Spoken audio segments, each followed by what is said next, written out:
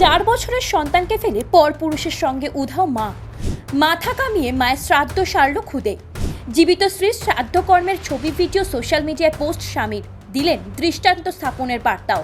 স্বামী পুত্রকে ছেড়ে পরপুরুষের সঙ্গে উধাও হয়ে গিয়েছেন আলো বিশ্বাস ঘোষ নামে এক তরুণী। আর সেই অভিযোগ তুলেই এদিন জীবন্ত স্ত্রীর শ্রাদ্ধ করলেন স্বামী।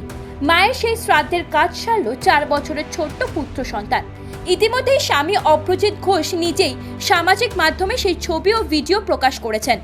এহেন ঘটনায় রীতিমতো চাঞ্চল্য ছড়িয়েছে পশ্চিম মেদিনীপুরের গড়বেতায়।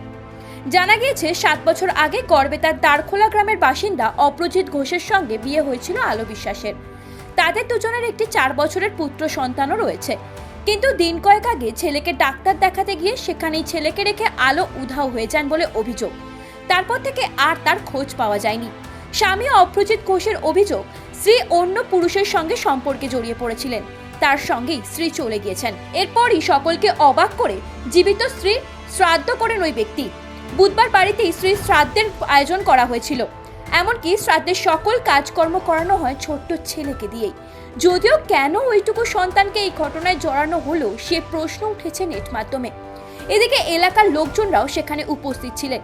যদিও এই ছবি ও ভিডিওর সত্যতা যাচাই করেনি আমাদের চ্যানেল, তবে সেই ছবি ভিডিও পোস্ট করে অভ্রজিৎ লিখেছেন, সমাজের কাছে আজকে এমন এক দৃষ্টান্ত স্থাপন করলাম।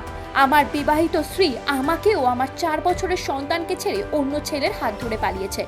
সে এমন এক মা যে তার সন্তানকে অস্বীকার করে। ভালোবেসে আমরা বিয়ে করেছিলাম।